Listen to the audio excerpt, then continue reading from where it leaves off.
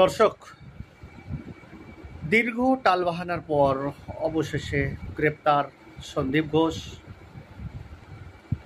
তার পরিবারের তরফে যেমনটা জানানো হচ্ছে যে বিচার ঠিক পথে এগোচ্ছে এবং আগামী দিনে তিলোত্তমার সুবিচারও পাওয়া যাবে।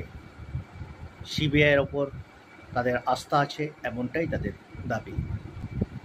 এই বিষয়ে তার পরিবার এমনটাও জানাচ্ছেন যে এই ঘটনায় যে সন্দীপ ঘোষের মতো একজন একাই আছে এমনটাই নয়, আরও হয়তো অনেক রাঘব বোয়ালের সাথে জড়িত আছে, এমনটাই কিন্তু তার পরিবার মনে করছেন।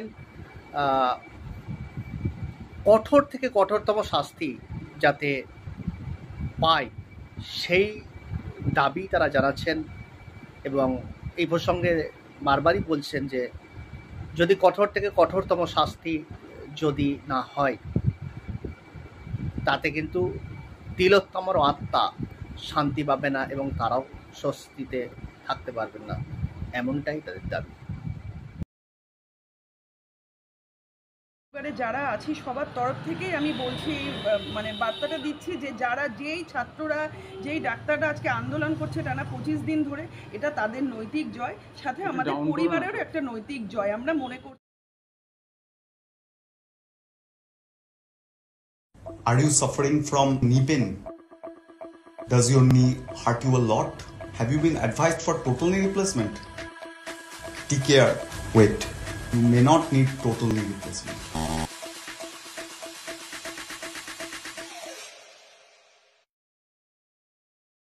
করছি যে আমরা বিচার ঠিক পথে এগোচ্ছে এবং আমরা সুবিচার পাবো। সিবিআই প্রতি আস্থা আছে? হ্যাঁ, নিশ্চয়ই আস্থা আছে। মনে হয় কি এবার আরো রাঘব বোয়ালরা ধরা পড়বে? হ্যাঁ, তা তো নিশ্চয়ই, আমরা তো সেই আশাই রাখছি যে রাঘব বোয়াল ধরা পড়বে। অবশ্যই একজন ধরা পড়েছে, এরপর আরো নাম আসবে, আমরা সেই অপেক্ষাতেই দিন গুনছি। এটা কি আরো আগে হওয়া উচিত ছিল? মানে অ্যারেস্ট অনেকে দাবি করছিলেন যে দেখুন, এটা তো হওয়া উচিত কি উচিত ছিল না সেটা নিয়ে আমি কিছু বলতে পারবো না, কিন্তু যেটা হয়েছে তাতে আমরা খুশি। একটা স্বস্তির নিঃশ্বাস বলা হ্যাঁ, যায়।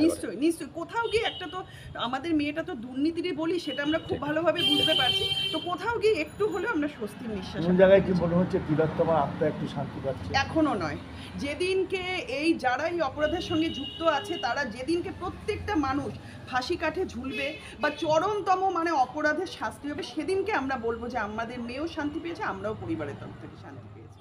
ঠিক আছে, থ্যাংক ইউ। ম্যাম, একটু হিন্দিতে বলে